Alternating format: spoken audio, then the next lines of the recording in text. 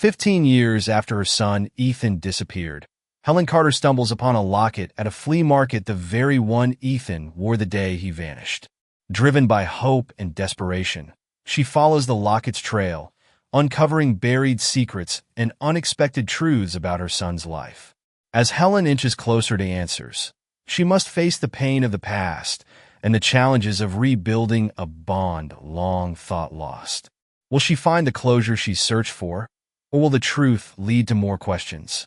Helen Carter gripped the handle of her canvas tote bag as she wandered through the bustling flea market on a crisp Saturday morning. The air was tinged with the earthy smell of fallen leaves and the faint aroma of cinnamon wafting from a nearby food truck. Willow Creek's market, a patchwork of colorful stalls and murmured conversations, was a place she rarely visited. But today, she had felt an inexplicable pull to step out of the shadow of her quiet life and immerse herself, however briefly, in the hum of human connection. Helen, in her early 40s, had grown used to solitude. Her two-bedroom rental house sat at the edge of town, its peeling paint and sagging porch railing a testament to years of deferred maintenance. Inside, the space was clean but sparse. A faded armchair and a scuffed coffee table were the main features of her living room, while her walls were adorned with only one picture, a photograph of her and her son, Ethan, taken the summer he turned 5. He had vanished just a few months after that photo was taken. 15 years later, she still woke up every morning with the same ache in her chest. It had dulled over time, but never disappeared. Most days, Helen went through her routine in a state of numb autopilot, working part-time at the town's bakery, returning home to a silent house, and replaying memories of Ethan that seemed to grow fainter with each passing year. She paused in front of a stall cluttered with trinkets and jewelry, her eyes scanning over a jumble of silver and gold. Something caught her attention, a small, tarnished locket resting on a bed of navy velvet. It was oval-shaped with a delicate floral engraving on the front, and it looked eerily familiar. Her breath caught. The locket was almost identical to the one Ethan had worn the day he disappeared. She could still picture it hanging around his neck as he raced through their backyard, his sandy hair catching the sunlight. It had been a gift from her mother, given to him the previous Christmas. Helen reached out, her fingers trembling slightly as she picked up the locket. She turned it over, half expecting to find the inscription she knew by heart, "To Ethan, with love." Instead, the back was smooth, its surface worn with age. But when she clicked it open, the sight of the empty compartment inside sent a shiver down her spine. "Lovely piece, isn't it?" The vendor's voice broke through her daze. He was a tall man in his 60s with kind eyes and a graying beard. "Yes," Helen murmured, still staring at the locket. "Where did you get this?" He shrugged. "Bought it in a lot at a storage auction over in Crestwood. You know how these things are boxes full of old keepsakes people forget about or leave behind." "How much?" she asked quickly. $5, he replied. Helen fumbled in her tote for her wallet, pulling out a crumpled bill and handing it to him. As she slipped the locket into her pocket, the vendor hesitated. "You seem drawn to it," he said gently. "Does it mean something to you?" She hesitated, caught off guard by his perceptiveness. "It just reminds me of someone," she said finally. "Well, I hope it brings you some comfort," he said with a nod, his tone sincere. Helen managed a small, tight smile and turned away, clutching the locket as she walked through the crowd. Back at home, Helen sat in her living room, the locket resting in her palm. The house was quiet except for the rhythmic ticking of the clock on the wall. She opened the locket again, staring at the empty space where a photograph might once have been. Her mind drifted back to the day Ethan disappeared. It had been an ordinary summer afternoon. She had been folding laundry in the living room while Ethan played in the backyard, his laughter drifting through the open window. She had stepped away for just a moment, long enough to answer a phone call, and when she returned, the yard was silent. The police had searched tirelessly. Amber alerts had been issued, flyers plastered across every street corner. But weeks turned into months, and months into years, with no sign of her little boy. Helen had clung to hope for as long as she could, but eventually, even hope became too heavy to bear. Now, as she held the locket, a long-buried ember of that hope began to flicker again. The initials engraved inside JW offered no immediate answers, but they felt like a clue, however small. What if the locket really was connected to Ethan? What if it had passed through countless hands over the years, winding its way back to her? Her logical mind resisted the thought. It was just a coincidence, she told herself. But her heart, fragile and yearning, refused to let it go. The next morning, Helen returned to the flea market. She found the vendor, Mark, adjusting a display of antique watches. "Good morning," he said, his face lighting up when he saw her. "Back so soon? I need to know more about the locket," she said, her voice steady despite the nerves bubbling beneath the surface. Mark frowned thoughtfully. "Like I said, I bought it in a lot from a storage auction. I don't know much about where it came from before that." "Do you remember anything about the storage unit?" she pressed. He scratched his chin. "Let me think. It belonged to a woman? Jane Willis, I think her name was." She fell behind on payments, so the unit was auctioned off. "That's about all I know." "Do you know how I might contact her?" Mark hesitated. "I don't usually keep track of previous owners, but I could check the paperwork. If you leave me your number, I'll call you if I find anything." Helen's relief was palpable. "Thank you," she said earnestly. Mark gave her a reassuring smile. "No trouble at all. I hope you find what you're looking for." That night, as Helen sat in her dimly lit kitchen, the locket resting on the table before her, she felt a strange mixture of fear and anticipation. The possibility of finding a connection to Ethan, no matter how slim, was both exhilarating and terrifying. For years, she had built walls around her heart, protecting herself from the pain of false hope. But now, those walls were beginning to crack. The kindness of a stranger, a man who had no reason to help her, was a reminder that not everyone in the world had forgotten her loss. And maybe, just maybe, the world still had a few answers left to offer. As she closed the locket and slipped it into her pocket, Helen made a silent promise to herself. She would follow this thread, no matter where it led. The journey was only beginning. The morning sun streamed through Helen's kitchen window as she stood at the counter, absently stirring a cup of tea. Her mind, however, was far from the rhythmic clinking of the spoon against the ceramic. Her thoughts circled endlessly around the locket, its engraving, and the name Jane Willis. She picked up her phone and dialed the number Mark had written on the back of a business card. He had promised to call her if he found any information, but Helen's patience was thin. "Hello?" Mark's friendly voice came through after the second ring. "It's Helen Carter," she said, trying to keep her voice steady. "I was wondering if you've had any luck with that paperwork." "Ah, Helen," Mark said.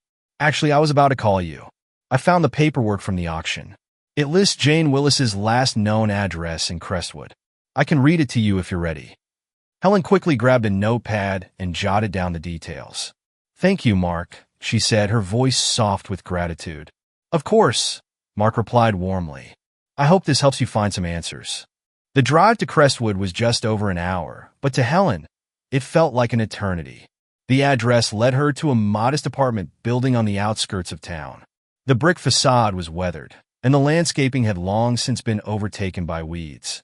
Helen's heartbeat quickened as she approached apartment 3B and knocked lightly. The sound of shuffling footsteps on the other side made her pulse race. The door opened to reveal a woman in her 70s with wiry gray hair and sharp eyes. She looked Helen up and down with a mixture of curiosity and suspicion. "Yes. Are you Jane Willis?" Helen asked. "I am," the woman replied, crossing her arms. "And you are?" "My name is Helen Carter," she said. "I was hoping to ask you about an item that may have belonged to you, a silver locket." Jane's expression shifted slightly, her guarded demeanor softening just a fraction. "What about it?" Helen pulled the locket from her pocket and held it out. "I found this at a flea market, and it looks identical to one my son wore before he disappeared. The initials inside, JW, made me wonder if it might have passed through your hands." Jane stared at the locket for a long moment before sighing and stepping aside. "Come in," she said gruffly. The apartment was small and cluttered, filled with mismatched furniture and stacks of newspapers.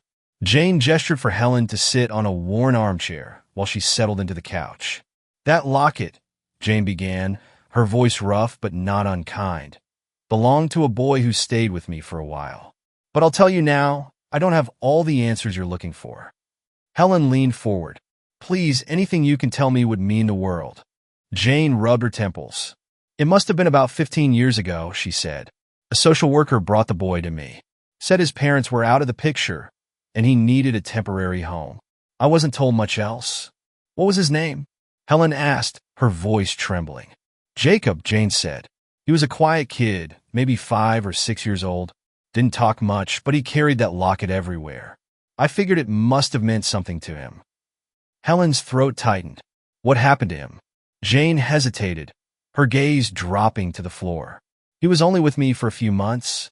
Then one day, the social worker came back and said he was being placed with a family. I didn't hear anything about him after that. Do you remember the social worker's name? Helen pressed. Jane frowned in thought. Martin something. Sorry, I can't remember the last name. But he worked for the county back then. Helen's mind raced. A boy named Jacob, carrying a locket like Ethan's, placed with a family by a social worker named Martin. It was more than she had dared to hope for. Thank you, Jane, Helen said, her voice thick with emotion. You've given me more than you know. Jane waved a hand dismissively. I hope you find what you're looking for, she said, though there was a flicker of something soft in her eyes. No child should have to go through what that boy did. That evening, Helen returned home feeling a strange mixture of hope and apprehension. She sat in her dimly lit living room, the locket resting in her palm, and let her thoughts drift to the day Ethan disappeared. She remembered the way his laughter had echoed through the yard, the way he had tugged on her sleeve to show her the flowers he had picked. She had taken it all for granted, never imagining that such a perfect day could end in heartbreak. Helen's phone buzzed, pulling her from her thoughts. It was a text from Laura, her best friend, and one of the few people who had stood by her through the years of grief. How are you holding up? Let me know if you want to talk. Helen hesitated before typing a reply. I might have a lead on Ethan. A few moments later, Laura called. Helen, are you sure about this? She asked, her tone cautious but concerned. I don't know, Helen admitted, but I can't ignore it. This might be my only chance to find out what happened to him. Laura sighed. Just promise me you'll take care of yourself. I don't want to see you hurt again. I will, Helen said, though she wasn't entirely sure it was a promise she could keep. The next day, Helen visited the Willow Creek Library to look for any records that might lead her to the social worker, Martin. The librarian, Mrs. Reed, was a kindly woman in her 60s with glasses perched on the tip of her nose. What can I help you with? Mrs. Reed asked, her voice warm and welcoming. Helen explained her search, keeping the details as vague as possible. She didn't want to draw too much attention to her personal history. Mrs. Reed listened intently, then nodded. Let me see what I can find, she said. Give me a moment. As Helen waited, she couldn't help but feel a sense of gratitude for the librarian's willingness to help. It was a small gesture, but it reminded her that kindness still existed in the world. Mrs. Reed returned with a stack of files. These are the records we have on local social workers from that time, she said. You're welcome to look through them here. Thank you, Helen said, her voice quiet but sincere. As she flipped through the files, her heart skipped a beat when she found a name that matched, Martin Allen. The file listed his contact information, though it hadn't been updated in years. It was a lead one more thread to follow. As Helen left the library, the crisp autumn air filled her lungs, and for the first time in years, she felt the faintest glimmer of hope. Her journey was far from over, but she was no longer walking it alone. Helen sat in her kitchen, the late afternoon light casting soft shadows on the walls. The locket lay on the table before her, the small object seeming impossibly significant. The name Martin Allen echoed in her mind like a mantra. After her visit to the library, she had called the number listed in the file. To her surprise, it still worked. Martin had retired, but he had agreed to meet with her the following day at a small cafe on the edge of Willow Creek. Helen hadn't told Laura about the meeting. Though her friend meant well, Laura's cautious nature sometimes clashed with Helen's growing need to uncover the truth. As Helen sipped her tea, she resolved that no matter where this path led, she had to see it through. The next morning, Helen arrived at the cafe early. The place was quiet, with only a few patrons scattered at small wooden tables. She chose a seat near the window, her hands wrapped around a steaming mug of coffee. The wait felt endless until a man in his 60s approached, his expression kind but weary. "Helen Carter?" he asked, extending a hand. She nodded, standing to shake it. "You must be Martin Allen. Thank you for meeting me." "Of course," he said, taking a seat across from her. "I admit I was surprised by your call. It's not every day someone tracks me down about a case from so long ago." Helen hesitated, then pulled the locket from her pocket and placed it on the table between them. "I believe this belonged to my son, Ethan. He disappeared 15 years ago. I've been following a trail, and it led me to you." Martin studied the locket, his brow furrowing. "That's familiar," he said slowly. "I remember a boy with a locket like this, but it's been so many years." "His name was Jacob," Helen prompted, her heart pounding. Martin's eyes widened slightly. "Yes, Jacob. I placed him in a foster home after he came into the system. He was such a quiet child, always clutching that locket. I remember wondering who it had belonged to." Helen's throat tightened. "Do you remember anything else? Where he came from? What happened to him?" Martin sighed deeply, running a hand through his gray hair. "I wish I had more answers."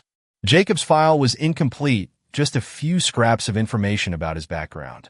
It was frustrating at the time, but cases like his weren't uncommon. All I knew was that he needed a safe place. Helen's voice was barely above a whisper. "Do you know where he is now?" Martin nodded slowly. "The last I heard, he was placed with a foster family in Crestwood. The Myers family. They were good people. I can give you their address if you'd like." Helen nodded, her emotions a whirlwind of hope and fear. "Thank you," she said, her voice trembling. As Martin jotted down the address, he looked at her with a mixture of sympathy and regret. "I'm sorry I can't give you more, but I hope this helps." "It does," Helen said, clutching the piece of paper tightly. "It means everything." The drive to the Myers house was filled with nervous anticipation. Helen gripped the steering wheel tightly, her thoughts racing. She rehearsed what she might say, though no words seemed adequate for the enormity of what she felt. The Myers home was a modest, well-kept house on a quiet street. Helen parked and walked up the stone path, her heart hammering in her chest. She rang the doorbell and waited, her breath shallow. The door opened to reveal a woman in her 50s with warm eyes and a gentle smile. "Can I help you?" the woman asked. "Mrs. Myers?" Helen said, her voice unsteady. "Yes, that's me," the woman replied. "My name is Helen Carter," Helen began. "I'm looking for information about a boy you fostered years ago. His name was Jacob, and he would have been placed with you by Martin Allen." Mrs. Myers's expression softened. "Oh, Jacob," she said fondly. "I remember him well. Please come in." The Myers' living room was cozy, with floral-patterned furniture and family photos on the walls. Mrs. Myers gestured for Helen to sit on the couch, while she settled into a nearby armchair. "Jacob was a sweet boy," Mrs. Myers said. "Quiet but kind. He stayed with us for about a year before. Well, before he left." Helen leaned forward. "What happened?" Mrs. Myers hesitated, a shadow passing over her face. "He disappeared," she said finally. "One morning, we woke up and he was gone. We reported it to the authorities, but they couldn't find him. It was as if he vanished into thin air." Helen's heart sank. "Did he ever talk about his past? About where he came from?" Mrs. Myers shook her head. "Not much, but he carried that locket everywhere. I always had the sense it was important to him, though he never said why." Tears welled in Helen's eyes. "That locket was a gift to my son, Ethan. He disappeared when he was 5 years old. I believe Jacob might be Ethan." Mrs. Myers's hand flew to her mouth. "Oh, my goodness," she whispered. "I had no idea." Helen wiped at her eyes, her voice thick with emotion. "I just want to know the truth. To find him, if he's out there." Mrs. Myers reached over, placing a comforting hand on Helen's. "I can't imagine what you've been through. I'm so sorry we couldn't keep him safe." "You did what you could," Helen said softly. Mrs. Myers nodded. "I'll do anything I can to help you. If you think there's a way to find him, I want to be part of it." As Helen drove home, the kindness of strangers weighed heavily on her mind. Mark, Martin, and now Mrs. Myers each had shown her a level of empathy she hadn't experienced in years. For so long, she had carried her grief alone, convinced that the world had forgotten her pain. But now, She realized that perhaps she wasn't as alone as she thought. That night, as she sat in her living room with the locket in her hand, she allowed herself a moment of cautious hope. The journey was far from over, but she was closer than she had been in 15 years. And for the first time in a long time, Helen believed that maybe, just maybe, she could find her son again. The following morning, Helen sat at her small kitchen table, staring at the slip of paper where Mrs. Myers had written the name of a local social worker who had overseen Jacob's case after he disappeared from their home. Diana Hayes. The name felt like another key in the lock, one step closer to opening the door to the truth. Helen's hands trembled slightly as she held her phone and dialed the number Mrs. Myers had given her. After a few rings, a voice answered, warm but professional. "This is Diana Hayes." Helen cleared her throat, willing her voice to remain steady. "Ms. Hayes, my name is Helen Carter. I was referred to you by the Myers family. They mentioned you handled a case involving a boy named Jacob, who stayed with them about 15 years ago." There was a pause on the line. Helen held her breath, fearing that she might be met with resistance or indifference. "I remember Jacob," Diana said finally. "That case stuck with me for a long time. Why are you asking about him now?" Helen hesitated. "I believe Jacob may be my son, Ethan. He disappeared when he was 5 years old. I've been following a trail that led me to him, or at least to the locket he carried." Diana's voice softened. "I'm sorry for what you've been through, Miss Carter. If there's any way I can help, I will. I don't remember all the details off the top of my head, but I kept detailed notes on every case I handled. If you'd like to meet, I can look through my records and share what I find." Helen felt a wave of relief. "Thank you," she said, her voice thick with emotion. "That would mean everything to me." Later that afternoon, Helen arrived at the social services office where Diana now worked as a consultant. The building was unassuming, with a small waiting area and the faint hum of office chatter in the background. Diana greeted Helen with a warm smile. She was a woman in her late 40s, with a no-nonsense demeanor softened by a kind expression. "Miss Carter, it's good to meet you," she said, shaking Helen's hand. "Please come into my office." Helen followed Diana into a modest room lined with file cabinets. A stack of folders sat on the desk, one of them labeled with Jacob's name. "I reviewed the case notes before you arrived," Diana said, gesturing for Helen to sit. "I wish I could tell you we found a resolution back then. But as you know, Jacob disappeared from the Myers home, and we were never able to locate him." Helen nodded, her hands clenching in her lap. "Did you find anything that might point to where he went? Or who might have taken him?" Diana flipped open the folder. There were suspicions at the time, but nothing concrete. Jacob's file indicated that his father might have been involved, though we could never verify his identity. The man was described as unstable, with a history of erratic behavior. He showed up unexpectedly at the Myers home once, claiming to be Jacob's biological parent. The police were called, and he left before any action could be taken. We suspected he might have returned later to take Jacob, but we couldn't prove it. Helen's stomach turned. The thought of Ethan being taken by someone dangerous was almost too much to bear. "Do you know anything else about this man?" Helen asked. Diana shook her head.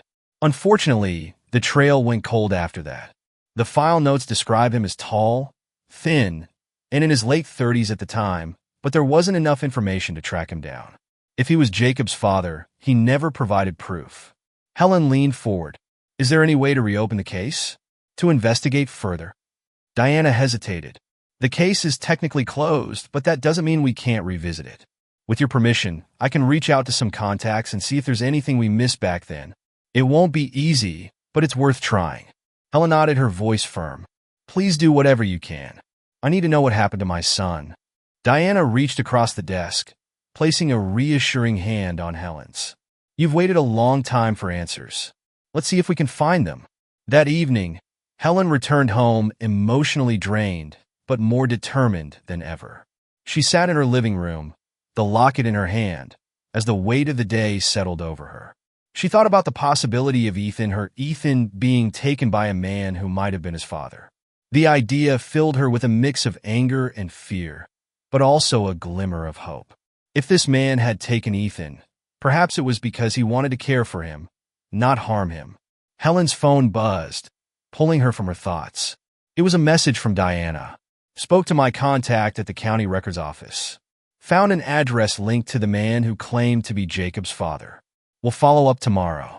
Helen clutched the phone tightly, her heart pounding. She wasn't sure whether to feel relief or dread. The next step in her journey was coming into focus, and with it, the possibility of uncovering the truth she had sought for so long. The following day, Diana called with an update. I have an address for the man who might have taken Jacob, she said. It's in a small town about an hour from here. His name is James Walker. I don't know if he still lives there, but it's worth checking out. Helen thanked Diana and immediately began planning her trip. Though the thought of confronting James Walker filled her with apprehension, she knew she couldn't stop now. The drive to the small town of Crestview was quiet, the countryside passing in a blur of autumn colors. Helen's mind was a whirlwind of thoughts, each one tinged with both hope and fear. When she arrived at the address Diana had given her, she found herself in front of a modest house with a faded blue door. The yard was overgrown, and the mailbox leaned precariously to one side. Helen parked and approached the door, her palms sweaty and her heart racing. She knocked lightly, the sound echoing in the stillness. After a few moments, the door creaked open to reveal a man in his 50s. His face was lined with age and weariness, and his eyes held a guarded look. "Can I help you?" he asked, his voice cautious. Helen took a deep breath. "Are you James Walker?" The man's expression tightened. "Who's asking?" "My name is Helen Carter," she said. "I'm looking for my son, Ethan, who disappeared 15 years ago. I believe you may have taken him from his foster home." James stared at her, his face unreadable. "I don't know what you're talking about," he said finally, though there was a flicker of something in his eyes, guilt, or perhaps recognition. "Please," Helen said, her voice breaking. "If you know anything about him, I need to know. He's my son." James hesitated, then stepped back and opened the door wider. "Come in," he said gruffly. Inside, the house was sparse and dimly lit, with little more than a worn couch and a small table in the living room. James gestured for Helen to sit. "I don't have much to say," he began, his tone defensive. "But I'll tell you what I know." Helen leaned forward, her heart pounding. James sighed. "I found him wandering near the Myers house one night. He was scared, lost. He didn't tell me much, but I knew he didn't belong there. I thought, maybe he'd be better off with me." Helen's chest tightened. "Where is he now?" James looked away. "I couldn't take care of him in the way he needed. I left him with someone who could." "Who?" Helen demanded. James hesitated, then finally said, "A family in Oak Ridge. Their name is Davis. They're good people. If he's still there, they'd have taken care of him." Helen clutched the locket in her hand, her emotions a tangled mess of relief, anger, and hope. She had another name, another place to go. The search wasn't over yet, but she was closer than she had been in years. And for the first time, she allowed herself to believe that she might finally bring her son home. Helen gripped the steering wheel tightly as she made her way to Oak Ridge. The morning sun peeked through a thin layer of clouds, casting a muted glow over the winding country road. James Walker's revelation had left her reeling, but it had also provided her with the most concrete lead she had encountered in years. The Davis family. The name felt heavy on her tongue as she repeated it silently, bracing herself for what she might find. Helen couldn't allow herself to dream too much, not yet. There had been too many false hopes before. The small town of Oak Ridge came into view, its quaint streets lined with neat homes and tidy yards. She pulled up in front of the Davis house, a charming white colonial with blue shutters and a well-kept garden. Helen took a deep breath, clutching the locket in her pocket for courage. She rang the doorbell, and a few moments later, a middle-aged woman with kind eyes and soft features answered the door. "Mrs. Davis?" Helen asked, her voice steady but tinged with nervousness. "Yes," the woman replied. "Can I help you?" "My name is Helen Carter," Helen began, her hands gripping the strap of her bag. "I'm looking for my son, Ethan. He disappeared 15 years ago, and I was told he might have been placed in your care. I know this is sudden, but I've been following a trail, and it led me here." Mrs. Davis's expression shifted from polite curiosity to guarded caution. "I think you should come inside," she said after a pause. The Davis living room was cozy, with sunlight streaming through lace curtains and the faint scent of lavender in the air. Mrs. Davis gestured for Helen to sit on the couch, then took a seat across from her. "Please," Helen said, her voice thick with emotion. "If you know anything about my son, I need to hear it." Mrs. Davis's eyes softened. "We did take in a boy about 15 years ago. His name was Jacob, or at least that's what we were told it was. He was quiet, withdrawn, but he was a good kid. My husband and I cared for him for a few years." Helen's heart raced. "Where is he now?" Mrs. Davis hesitated. "He left when he was about 17. We had always encouraged him to stay in touch, but he wanted to find his own path. The last we heard, he was working in a neighboring town, but we haven't seen him in years." Tears welled in Helen's eyes. "Do you have any idea where he might be now? Anything that could help me find him?" Mrs. Davis nodded slowly. "He used to send us letters occasionally. I think I might still have some of them." She stood and disappeared into another room, returning a few minutes later with a small stack of envelopes. Helen took them, her hands trembling. The return address on the most recent letter was from a nearby town, less than an hour away. "Thank you," Helen said, clutching the letters to her chest. "Thank you for everything you did for him." Mrs. Davis smiled gently. "He was a wonderful boy. I hope you find him." Helen didn't waste a moment. With the return address as her guide, she drove to the neighboring town, her thoughts a whirlwind of emotions. She didn't know what she would find or if Jacob would even remember her. But she couldn't stop now. The address led her to a modest apartment complex on the edge of town. Helen parked and walked up to the door marked 3C. Her heart pounded as she raised her hand to knock.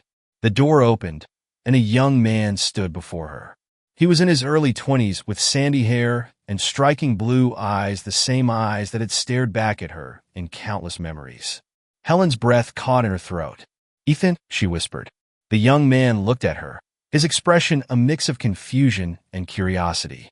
"I'm sorry," he said, his voice cautious. "Do I know you?" Tears streamed down Helen's face as she fumbled to pull the locket from her pocket. She held it out to him, her hand shaking. "This belonged to you. You wore it when you were a little boy. I'm your mother, Helen Carter." The man stared at the locket, his brow furrowing. He reached out and took it, turning it over in his hands. "I remember this," he said slowly, his voice distant. "But I don't remember you." Helen's heart broke at his words, but she forced herself to remain calm. "I understand," she said softly. "You were so young when you were taken, but I've been searching for you ever since." Ethan, or Jacob, as he had come to know himself, looked at her, his eyes filled with a mix of emotions. "You really think I'm your son?" "I know you are," Helen said, her voice firm but tender. "Please let me explain everything. If there's any doubt, we could take a DNA test. I just want to know the truth." He nodded slowly, gesturing for her to come inside. The apartment was small but tidy, with a worn couch and a modest kitchen table. As they sat together, Helen recounted the story of Ethan's disappearance the day he vanished, the years she spent searching, and the trail that had finally led her to him. Ethan listened intently, his expression unreadable. "I don't remember much about being a kid," he admitted. "Just bits and pieces. But the locket, I always knew it was important. I just didn't know why." Helen's voice trembled. "It was a gift from your grandmother. She gave it to you for Christmas the year before you disappeared. You used to hold it in your hand when you felt scared or upset." He stared at the locket for a long moment, then looked up at her. "If you're right, if I really am your son, what happens now?" Helen reached across the table, her hand resting gently on his. "We take it one step at a time. There's so much we've missed, but we can start fresh. I just want to be part of your life again." Ethan nodded, his eyes glistening with unshed tears. "I'd like that," he said quietly. For the first time in 15 years, Helen felt a spark of hope that her family could be whole again. There were still many unanswered questions, but for now, she was content with the simple truth. She had found her son. And that was enough. The following week was a blur for Helen. Her mind whirled with questions, memories, and a cautious hope that she dared not fully embrace. The reality of reconnecting with Ethan, or Jacob, as he had been called for most of his life, was both exhilarating and overwhelming. True to his word, Ethan had agreed to take a DNA test to confirm their connection. Though Helen's heart told her he was her son, She knew the test was necessary to eliminate any lingering doubts. She had spent years chasing leads that went nowhere, and while this one felt different, she couldn't afford to rely on intuition alone. On a crisp morning, they met at a clinic in Oak Ridge. The staff, accustomed to handling delicate situations, treated them with quiet professionalism. Helen sat in the waiting room, wringing her hands as Ethan completed the quick swab test. When he emerged, he gave her a small, tentative smile. "It's done," he said, his voice calm, but carrying an edge of nervousness. "Thank you," Helen said softly. "It means the world to me that you're willing to do this." Ethan nodded, slipping his hands into his jacket pockets. "I guess I just want to know the truth, too." As they walked back to their cars, Helen couldn't help but glance at him, studying the lines of his face and the way he moved. So much of him felt familiar, the slight tilt of his head when he spoke, the way he avoided eye contact when he was deep in thought. "I was thinking," Helen began, breaking the silence. "Maybe we could grab lunch sometime this week? If you'd like, of course." Ethan hesitated, then nodded. "Sure, I think I'd like that." The simplicity of his answer filled Helen with cautious joy. They were taking small steps, but each one felt like a milestone. The DNA results took several days to process. Helen spent that time revisiting memories of Ethan as a little boy, the sound of his laughter, the way he would cling to her leg when he was shy. She sat on her couch, holding the locket in her hand, and imagined what their reunion could mean for both of them. Meanwhile, Ethan was processing his own flood of emotions. He had spent his entire life believing he was alone, his earliest memories blurred by time and confusion. Now, the possibility of having a family of belonging both excited and terrified him. When the day of the results arrived, Helen drove to the clinic with her heart pounding. She met Ethan in the waiting room, where he sat quietly, his hands clasped tightly in his lap. The technician called them into a small office and handed Helen an envelope. "You're welcome to open it here or take it home," she said kindly. Helen looked at Ethan, who nodded. "Let's do it now," he said. With trembling hands, Helen tore open the envelope and unfolded the paper inside. Her eyes scanned the words, and when she reached the conclusion, she let out a breath she hadn't realized she was holding.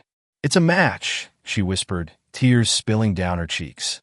"You're my son." Ethan stared at her, his expression a mixture of shock and something deeper, something she couldn't quite name. "I don't know what to say," he murmured, his voice shaking. Helen reached across the table, taking his hand in hers. "You don't have to say anything," she said gently. "I'm just so grateful to have found you." For a moment, they sat in silence, the weight of the revelation settling between them. Finally, Ethan gave her a small, hesitant smile. "I guess this means we have a lot to catch up on." Helen laughed through her tears, nodding. "We do, but we'll take it one day at a time." The days that followed were a whirlwind of emotions. Helen and Ethan began spending more time together, sharing stories and cautiously building a new relationship. Helen learned about Ethan's years with the Davis family, his struggles to find his place in the world, and his dreams for the future. Ethan, in turn, listened as Helen shared memories of his childhood, his favorite bedtime stories, the way he used to love peanut butter sandwiches with the crust cut off. Slowly but surely, they began to bridge the gap of lost time. One afternoon, Helen invited Ethan to her home for the first time. As he stepped inside, he looked around with quiet curiosity. The modest house was filled with small touches that spoke of her life, framed photographs, a quilt draped over the couch, a vase of fresh flowers on the dining table. "I wasn't sure you'd come," Helen admitted, offering him a cup of tea. Ethan shrugged, a small smile tugging at the corner of his mouth. "I almost didn't, but I'm glad I did." They sat at the table, the locket resting between them. Ethan picked it up, turning it over in his hands. "It feels strange," he said. "Like I should remember more, but it's just fragments." Helen reached across the table, her voice soft. "It's okay. We have time to piece it all together." Ethan looked at her, his expression vulnerable. "Do you ever think about why this happened? Why we got separated in the first place?" Helen nodded, her throat tightening. "Every day. I still don't have all the answers, but I'm going to keep searching. And I'm going to make sure you never feel lost again." That evening, as Helen watched Ethan leave, she felt a sense of peace she hadn't known in years. There was still so much to uncover, so much to heal from, but they were moving forward. She stepped outside, watching as Ethan drove away, and smiled to herself. The stars above shone brightly, a quiet reminder that even in the darkest moments, light could still break through. For the first time in a long time, Helen allowed herself to believe in the future. The next morning, Helen woke to the soft hum of rain against her bedroom window. She lay there for a moment, staring at the ceiling, her mind replaying every moment she had spent with Ethan over the past week. The confirmation of their connection had brought her relief, but it had also stirred something deeper, a need to uncover the full truth about his disappearance. There were still too many unanswered questions. Who had taken him, and why? And how had he ended up with the Davis family? Ethan had told her he remembered little from his early years, only flashes of faces and voices that felt more like dreams than reality. Helen knew that if they were to piece together the missing years, they would need help. Her thoughts turned to Diana Hayes, the social worker who had uncovered the address for James Walker. Diana had promised to continue digging into Ethan's case, and Helen decided it was time to follow up. Later that afternoon, Helen sat across from Diana in the small, cluttered office. The faint smell of old paper lingered in the air as Diana flipped through a thick folder labeled with Ethan's case number. "I've been looking into James Walker's story," Diana said, her tone serious. "From what I've found, it seems he wasn't entirely truthful about how he came to care for Ethan, or Jacob, as he called him." Helen leaned forward, her heart pounding. "What do you mean?" Diana pushed a sheet of paper across the desk. It was a copy of an old police report filed shortly after Ethan disappeared. This report indicates that James Walker was spotted near the Myers home the night Ethan went missing. Witnesses described him acting suspiciously, but at the time, no one connected him to the case. Helen's stomach twisted. "So he took Ethan? And no one followed up?" Diana nodded grimly. "It appears so. Walker had no prior record, and without concrete evidence, the investigation stalled. But what's interesting is what happened after he took Ethan. He placed him with the Davis family under the guise of being a distant relative. They accepted him, believing they were helping a child in need." Helen's hands clenched in her lap. "Why would he do that? Why not keep him, or return him to me?" Diana hesitated, her gaze steady. "From what I've gathered, Walker may have been trying to protect himself. If he kept Ethan, he risked drawing attention to himself.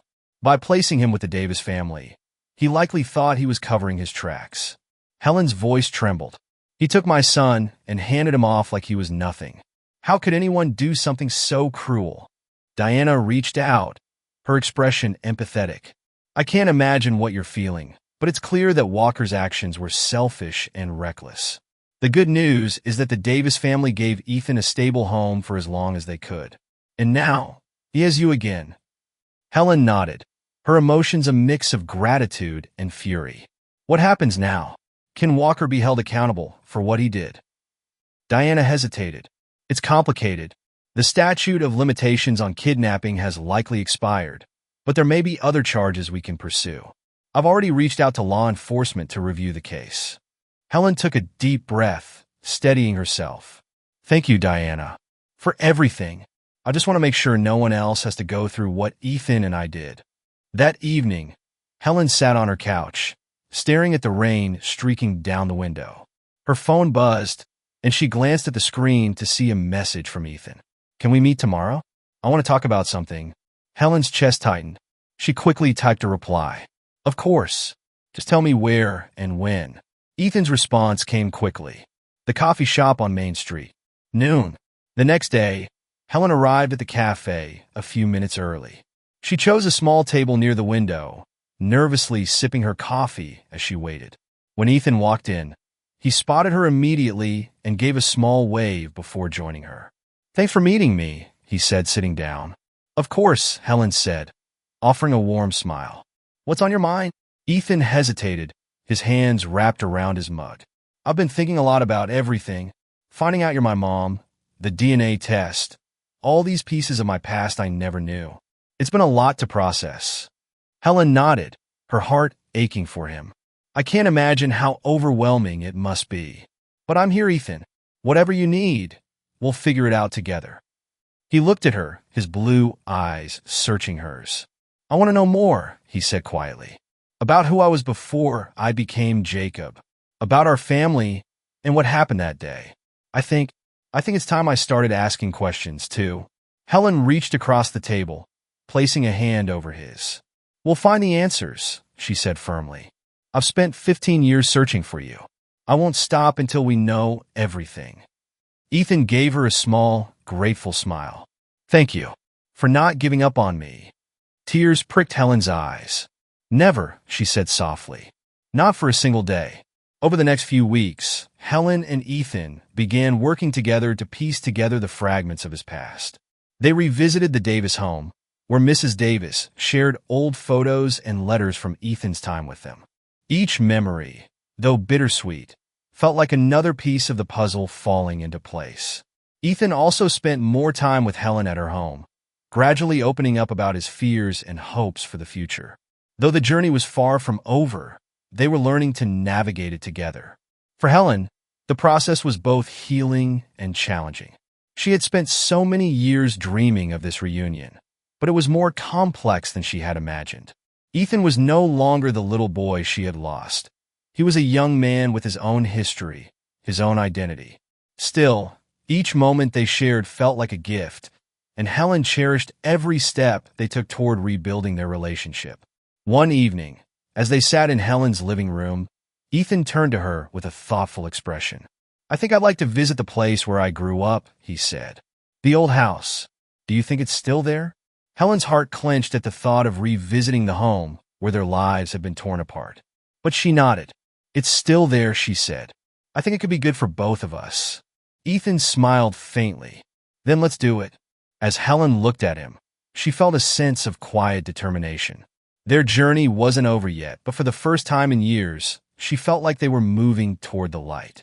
The drive to Helen's old house was quiet, each mile stretching out like a thread between the past and present. Ethan sat in the passenger seat, his gaze fixed on the rolling hills and distant trees. Helen occasionally glanced at him, wondering what he was thinking, but she didn't want to intrude on his thoughts. It's just ahead, Helen said softly as they turned onto a narrow gravel road. The house came into view, a modest one-story structure with a sagging porch and peeling paint. Time had not been kind to the property, but Helen could still see the echoes of the home. It had once been the laughter that had filled its walls, the love that had made it vibrant. Ethan leaned forward, his brows furrowed. This is where we lived? Helen nodded, pulling the car to a stop. This was home. You used to love playing in the yard. We planted flowers over there by the porch, she said, pointing to a patch now overgrown with weeds. Ethan stepped out of the car, his shoes crunching on the gravel. He walked slowly toward the house, his hands in his pockets, as if trying to absorb the weight of the place. Helen followed, her heart heavy with memories. She stood beside him as they looked at the faded blue door. We haven't been back since that day, she said quietly. Ethan turned to her. Do you want to go inside? Helen hesitated, then nodded. I think it's time. The inside of the house was musty and dim, the air thick with the smell of dust and neglect. Furniture covered in white sheets stood like ghosts of the life they had once lived. Helen ran her fingers over the back of an old armchair, her mind flooding with memories of reading bedtime stories to Ethan, his small body curled up against her side.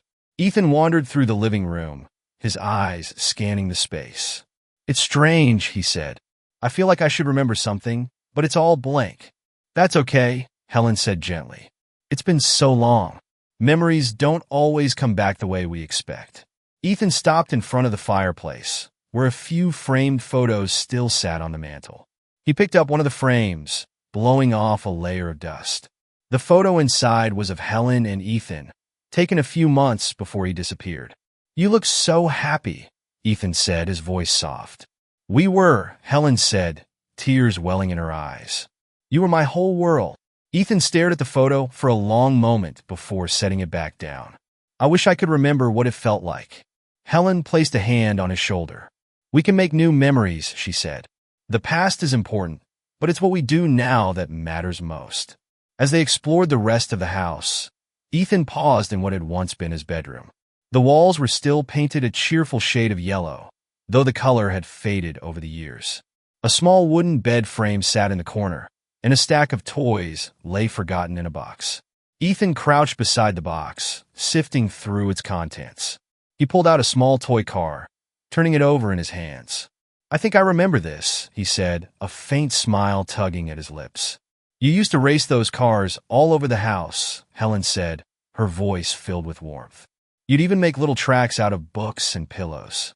Ethan chuckled softly. "Sounds like something I'd do." Helen sat down on the edge of the bed, watching him as he continued to examine the toys. For the first time in years, she felt a sense of peace, a quiet reassurance that, despite everything, they were finding their way back to each other. As they left the house, the sun was beginning to set, casting a warm, golden light over the yard. Ethan stopped near the porch, staring at the overgrown flower bed. "I wish I could have stayed here," he said quietly. "With you." Helen's throat tightened. "I wish that too," she said, her voice breaking. "But we have today, and we have tomorrow. That's what matters now." Ethan turned to her, his eyes glistening. "Thank you for not giving up on me." Helen reached out and pulled him into a hug, holding him tightly. "I never could," she whispered. The drive back to Oak Ridge was filled with a sense of quiet reflection. They didn't talk much, but the silence was comfortable, filled with an unspoken understanding. When they reached Ethan's apartment, he hesitated before getting out of the car. "Do you want to come up?" he asked. Helen smiled. "I'd like that." Inside, they sat together on the couch, sharing a pot of tea Ethan had brewed. He began to open up more, sharing bits and pieces of his time with the Davis family and his struggles to figure out who he was after leaving their care. "They were good to me," he said, "but I always felt like something was missing, like I didn't quite belong." Helen nodded, her heart aching for him. "That's because you were meant to be with me," she said softly. "But I'm so glad they took care of you when I couldn't." Ethan smiled faintly. "They did their best, but it's good to know where I came from now. It feels right." Helen reached for his hand, giving it a gentle squeeze. "We'll keep building from here. No matter how long it takes, we'll figure it all out together." Ethan nodded, his expression thoughtful. "I think I'm ready for that." That night, as Helen drove home, she felt a sense of quiet contentment. The journey had been long and painful, but it had brought her to this moment, a moment where hope and healing felt possible. The stars above shone brightly, a reminder that even the darkest nights could lead to brighter days. And for the first time in years, Helen allowed herself to believe in the future. The morning after their visit to the old house, Helen sat at her kitchen table, sipping a cup of coffee as she flipped through the file Diana Hayes had compiled. It contained years of scattered details about Ethan's case, the people who had crossed paths with him, and most hauntingly, the trail that led back to James Walker. Her hands trembled as she stared at the report of Walker's presence near the Myers home the night Ethan disappeared. Though Helen had already suspected the truth, seeing it confirmed on paper was like a blow to her chest. She had to confront him. Ethan deserved answers. Later that afternoon, Helen called Diana. The social worker answered on the second ring, her tone warm. "Helen, how are you?" "I need to see him," Helen said, skipping pleasantries. "James Walker. I need to hear him explain why he took Ethan, why he stole those years from us." Diana hesitated. "I understand your need for closure, but this could be a difficult confrontation. Walker isn't the most cooperative person, and we can't force him to speak with you." "I have to try," Helen insisted, "for Ethan's sake and mine." Diana sighed. "I'll make a call and see if I can arrange something. But Helen, I need you to prepare yourself. You may not get the answers you're hoping for." "I know," Helen said, her voice firm, "but I need to do this." 2 days later, Helen sat in a small, sterile room at the local courthouse, waiting for James Walker to arrive. The arrangement had taken some convincing. Walker was under no legal obligation to meet with her, but Diana had persuaded him by framing it as a chance to clear the air. The door creaked open, and Walker stepped inside. His gaunt frame seemed smaller than Helen remembered, and his eyes darted around the room before settling on her. "You wanted to see me?" he said, his voice sharp. Helen's breath caught as she stood, her emotions swirling. "I needed to see you. I needed to know why you took my son." Walker raised an eyebrow, leaning against the wall. Your son? Jacob was an abandoned kid. I gave him a chance when no one else would. Helen's voice hardened. His name is Ethan, and he wasn't abandoned. You took him from his home. From me. Walker shrugged, his expression unreadable. Believe what you want. I didn't hurt him. I made sure he had a family. Helen's fists clenched at her sides. You didn't have the right to make that decision. You tore my family apart. Why, James? Why did you do it? For a moment, Walker said nothing, his gaze dropping to the floor. When he finally spoke, his voice was quieter. I was desperate. I just lost my job, my house, everything. I thought if I could do one good thing, maybe it would make up for all the ways I'd failed. Jacob needed someone, and I thought I could be that person. Helen's anger gave way to confusion. But you didn't keep him. You left him with the Davis family. Why? Walker looked away, his shoulders slumping. I couldn't handle it. He needed more than I could give. The Davis family was stable. They could take care of him better than I ever could. Helen's voice softened, though her pain remained. Do you have any idea what you put us through? The years I spent searching for him, wondering if he was alive or dead. Walker sighed heavily. I never meant to hurt you, he said. I thought I was doing the right thing at the time. But I see now. I was wrong. Helen stared at him, her emotions a tangled mess of anger, sadness, and reluctant understanding. She had wanted this meeting to bring her closure, but instead, it left her with more questions than answers. I don't know if I'll ever forgive you, she said finally, but I hope you understand the damage you caused. Walker nodded slowly. Ido, and I'm sorry for whatever that's worth. That evening, Helen returned home emotionally drained. She sat on the porch, staring out at the fading sunset as she replayed the conversation in her mind. She hadn't found the resolution she'd hoped for, but she realized that the answers didn't matter as much as she thought they would. What mattered was the present, the chance she had to rebuild her relationship with Ethan and move forward. As if on cue, her phone buzzed. It was a message from Ethan. How did it go? Helen smiled faintly, typing a reply. It was hard, but I'm okay. Can we talk tomorrow? Ethan's response came almost immediately. Of course. I'll stop by in the morning. The next day, Ethan arrived with a bag of pastries from a local bakery. Thought we could use a little comfort food, he said with a sheepish grin as Helen let him in. They sat together at the kitchen table, the smell of coffee filling the air. Ethan listened quietly as Helen recounted her meeting with Walker, her voice steady but tinged with emotion. I don't know what I expected, she admitted, but hearing his side of the story didn't make it hurt any less. Ethan nodded thoughtfully. It's hard to hear that someone thought they were doing the right thing, even when it caused so much pain. Helen looked at him, her eyes filled with warmth.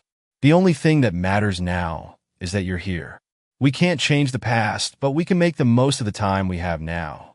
Ethan smiled softly. I like the sound of that. After breakfast, they went for a walk through the neighborhood, the crisp autumn air carrying the scent of fallen leaves. Helen felt lighter with each step, as if the weight of the past was slowly lifting. As they reached the park near her house, Ethan turned to her, his expression serious. I've been thinking about what's next, he said. I want to stay here for a while close to you. Maybe start over. Helen's heart swelled with emotion. You have no idea how much that means to me, she said. Ethan smiled, his eyes shining with a mix of hope and determination. It feels like the right thing to do. For both of us. As they continued their walk, Helen felt a renewed sense of purpose. The journey they had taken together had been painful and uncertain, but it had brought them to this moment, a moment filled with possibility. And for the first time in years, Helen allowed herself to believe that the future could be bright. The following weeks passed in a blur of small but significant steps. Ethan stayed true to his word and moved into a modest apartment just a few blocks away from Helen's home. It wasn't extravagant, a small one-bedroom with old carpeting and outdated fixtures, but it was his own. And for the first time, he felt like he was building a life that was truly his. Helen visited often, bringing homemade meals and helping him unpack. They spent hours piecing together bits of Ethan's past, going through the letters he had written to the Davis family and the photos they had shared. Every fragment felt like a bridge, drawing them closer to the relationship they had lost so many years ago. One crisp Saturday morning, Helen knocked on Ethan's door, a basket of muffins in her hand. When he opened the door, his face lit up with a smile. "Mom," he said, the words still new and tentative on his lips, but no less meaningful. Helen's heart swelled. She had waited so long to hear him call her that again. "Good morning," she said, stepping inside. "I thought we could have breakfast together before heading to the park." Ethan nodded, taking the basket from her and setting it on the counter. "Sounds good. I was just thinking about how nice it would be to get out for a bit." The park was alive with the sounds of children laughing and the rustling of leaves in the autumn breeze. Helen and Ethan sat on a bench near the playground, watching as families enjoyed the crisp weather. "It's funny," Ethan said, breaking the comfortable silence. "I used to wonder what it would be like to have a family. I guess I always thought I'd never really know." Helen turned to him, her expression soft. "You always had a family, Ethan. Even when we were apart, I never stopped being your mom." Ethan looked down, a small smile playing at the corners of his mouth. "I'm starting to realize that now." Helen reached over, placing a hand on his. "It's going to take time, but we'll figure it out. Together." Ethan nodded, his grip tightening around hers. "I'd like that." The rest of the day was spent in quiet companionship. They walked through the park, sharing stories and laughing about the little quirks they had discovered in each other over the past few weeks. For Helen, every moment felt like a gift, a chance to rebuild the connection she had feared was lost forever. That evening, they returned to Helen's house, where she had prepared a simple dinner of roast chicken and vegetables. As they ate, Ethan surprised her with a question she hadn't expected. "Do you think we could visit the Davis family again?" he asked. "I'd like to thank them for everything they did for me." Helen's heart warmed. "I think that's a wonderful idea. They cared for you when I couldn't, and I'll always be grateful to them for that." Ethan nodded, his expression thoughtful. "I think it's important to let them know that I'm okay now, that I've found my place." Helen smiled, reaching across the table to squeeze his hand. "They'll be so happy to see you again." The visit to the Davis family the following weekend was filled with bittersweet emotions. Mrs. Davis greeted them warmly, her eyes misting with tears as she hugged Ethan tightly. "You look so grown up," she said, stepping back to examine him. "We always knew you'd turn into a fine young man." "Thank you," Ethan said, his voice steady. "For everything. You gave me a home when I needed it most, and I'll never forget that." The afternoon was spent reminiscing, sharing stories, and flipping through old photo albums. Helen felt a deep sense of gratitude as she watched the love and care the Devises had given her son. When it was time to leave, Mrs. Davis hugged Helen tightly. "You've raised a remarkable young man," she said. Helen's eyes filled with tears. "Thank you for being there when he needed you. I'll never be able to repay you for that." Mrs. Davis smiled, her voice gentle. "You already have, Helen. Seeing him happy and whole again is all we could ever ask for." As Helen and Ethan drove back to Oak Ridge, the sun dipped low on the horizon, painting the sky in hues of orange and pink. The silence between them was comfortable, filled with unspoken understanding. When they reached Ethan's apartment, he turned to her before getting out of the car. "I've been thinking," he said. "I want to take a class. Maybe something in photography. I've always liked the idea of capturing moments, you know?" Helen's eyes lit up. "That's a wonderful idea. You've always been creative. I remember how you used to draw pictures of dinosaurs and spaceships when you were little." Ethan chuckled. "Yeah, I guess that sounds like me." Helen smiled. "Whatever you choose, I'll be here to support you." Ethan nodded, his expression soft. "Thanks, Mom." In the weeks that followed, Ethan enrolled in a photography class at the local community center, and Helen found herself volunteering at the town library, a way to reconnect with the community she had withdrawn from for so many years. Their lives weren't perfect. There were still moments of sadness, times when the weight of the years they had lost felt overwhelming. But those moments were balanced by hope and the knowledge that they had a second chance to build something new. One evening, as Helen sat on her porch watching the stars, Ethan joined her, carrying 2 mugs of tea. They sat in comfortable silence for a while before Ethan spoke. "You know," he said, his voice thoughtful, "I used to feel like something was missing, like a part of me was gone, and I didn't know how to find it. But now," he trailed off, and Helen turned to him, her heart aching with love. "Now what?" she prompted gently. Ethan smiled, his eyes glistening. "Now I feel whole." Helen reached over, squeezing his hand. "Me too, Ethan. Me too." As they sat together under the vast expanse of stars, Helen felt a sense of peace she hadn't known in years. The road they had traveled had been long and painful, but it had led them to this moment, a moment filled with love, hope, and the promise of a brighter future. And for the first time in a long time, Helen knew they were exactly where they were meant to be. As Helen and Ethan sat together under the vast expanse of stars, a comforting silence enveloped them. The road they had traveled had been long and painful, but it had led them to this moment, a moment filled with love, hope, and the promise of a brighter future. And for the first time in a long time, Helen knew they were exactly where they were meant to be. If this heartwarming story moved you, don't forget to subscribe to our channel for more inspiring tales of hope, resilience, and the enduring power of family. Share your thoughts in the comments below. We'd love to hear from you. And if you enjoyed this story, click the notification bell to never miss another chapter of our uplifting content.